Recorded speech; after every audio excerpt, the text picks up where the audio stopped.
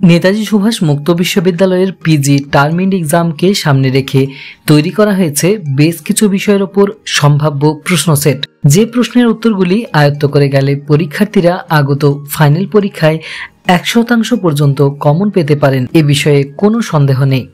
এখন আলোচনা করব পিজি পার্ট 2 বাংলা বিষয়ের পিজিবিজি 8 পেপার অর্থাৎ অষ্টম পত্রের পরীক্ষার জন্য বেশ কিছু গুরুত্বপূর্ণ প্রশ্ন নিয়ে। আলোচ্য প্রশ্নের যথাযথ উত্তরগুলি বা সাজেস্টিভ নোটস বাইপোস্টের মাধ্যমে পাওয়ার জন্য যোগাযোগ করুন বিচিত্রা এডু গাইডের হেল্পলাইন নাম্বার 8927778162-তে। পিজি কোর্সের বাংলা বিষয়ের টার্ম এক্সাম বা লিখিত পরীক্ষা হয়ে থাকে 100 নম্বরের, তবে নম্বর যোগ হয় 80% গড়ে, যেহেতু বাকি 20% নম্বরের হয়ে থাকে অনলাইন অ্যাসাইনমেন্ট।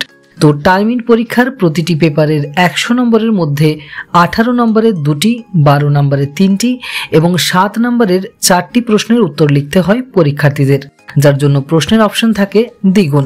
আলোচ্য পিজিবিজি 8 পেপারের বিষয় হলো সাহিত্যমূলক গবেষণা ও অনুবাদ চর্চা। তো প্রথমে দেখে নেওয়া যাক প্রশ্নমান 18 এর জন্য সম্ভাব্য প্রশ্নগুলি। এই প্রশ্ন সেটে ডিপ কালারে মার্ক করা প্রশ্নগুলি হলো অত্যন্ত গুরুত্বপূর্ণ, তাই এগুলি প্রথমে আয়ত্ত করার চেষ্টা করবেন। 18 নম্বরের জন্য প্রথম প্রশ্ন হলো তথ্য প্রক্রিয়াকরণ কি? গবেষণার ক্ষেত্রে এই প্রক্রিয়ার যে 3টি স্তর আছে সে সম্পর্কে আলোচনা করুন।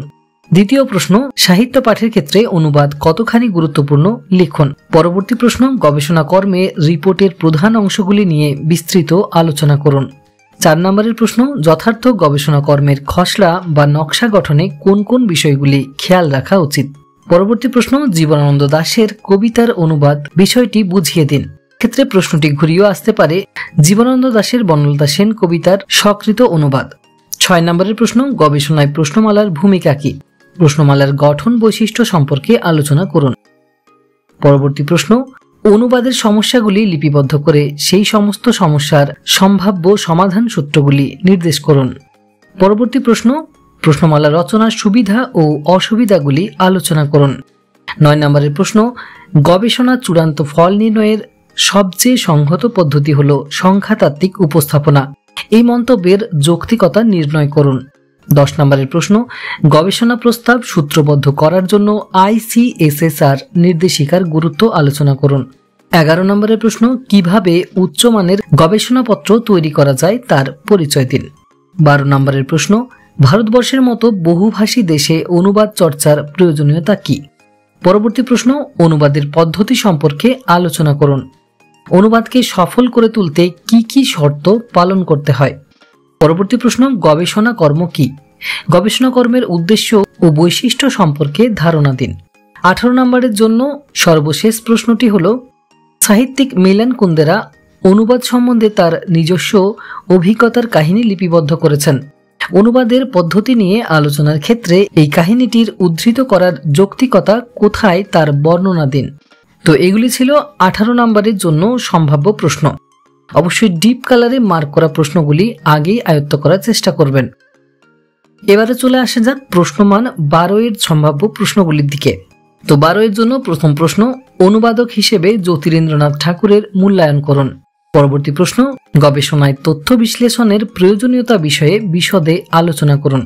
পরবর্তী প্রশ্ন, কবিতা অনুবাদের ক্ষেত্রে চিত্রকল্প নির্মিতির সমস্যা বিষয়ে আপনার মতামত দিন।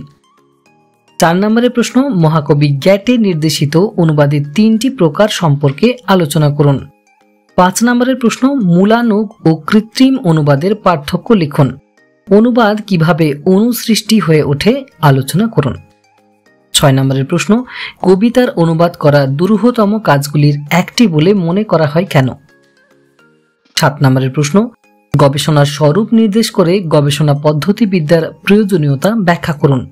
পরবর্তী প্রশ্ন, ভাবানুবাদ করে মূল রচনার কতখানি কাছে যাওয়া যায় লিখুন।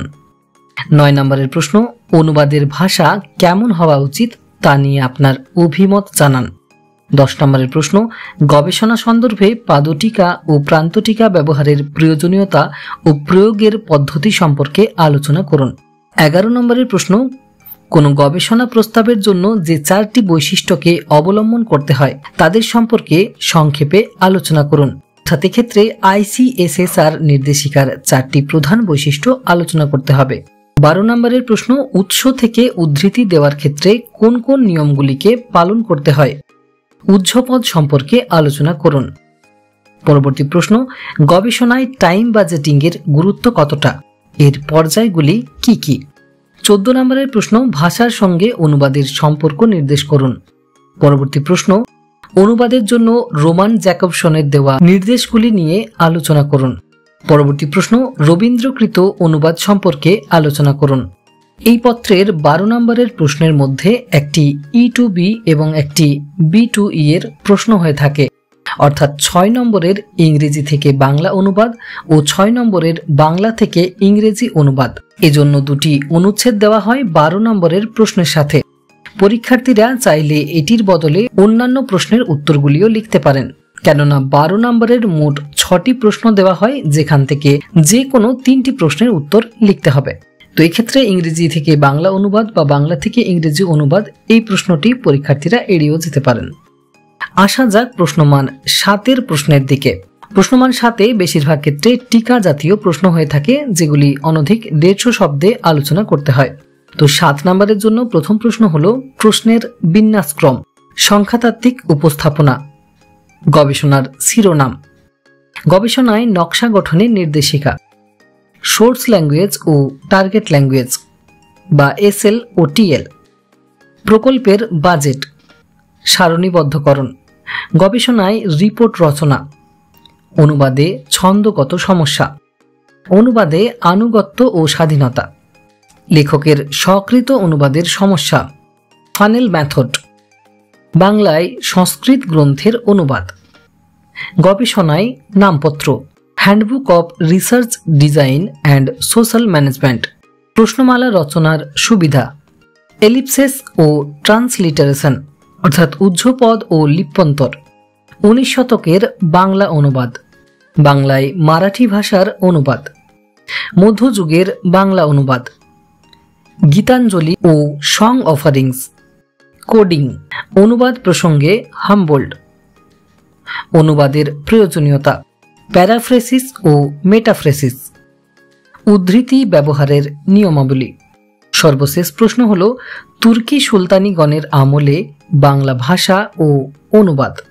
তো এগুলি ছিল পিজি পার্ট 2 বাংলা বিষয়ের PGBG 8 পেপারের ফাইনাল পরীক্ষার জন্য বেশ কিছু গুরুত্বপূর্ণ প্রশ্ন। আলোচ্য প্রশ্ন সেটে ডিপ কালারে মার্ক করা প্রশ্নগুলি অত্যন্ত গুরুত্বপূর্ণ, তাই পরীক্ষার্থীদের বারবার বলা হচ্ছে এই প্রশ্নগুলি আগেই আয়ত্ত করার চেষ্টা করবেন। আলোচ্য প্রশ্নগুলির যথাযথ উত্তর বা সাজেস্টিভ নোটস বাই পোস্টের মাধ্যমে পাওয়ার জন্য যোগাযোগ করুন বিচিত্রা এডুগাইডের হেল্পলাইন নাম্বার 8927778162-তে। তো এখনকার আপডেটটি এই পর্যন্তই। ভিডিওটি ভালো লেগে থাকলে লাইক এবং শেয়ার করে ভিডিওটি বন্ধু বান্ধবদের কাছেও পাঠিয়ে দেবেন। আর চ্যানেলে নতুন হয়ে থাকলে চ্যানেলটিকে করে রাখুন সাবস্ক্রাইব। পরবর্তী ভিডিওতে কোন বিষয়ের সাজেশন চান সেটিও জানাতে পারেন কমেন্ট বক্সে। পিজি কোর্সের পরীক্ষার্থীদের জন্য রইল আগাম শুভকামনা। ভিডিওটিতে শেষ পর্যন্ত থাকার জন্য অসংখ্য ধন্যবাদ।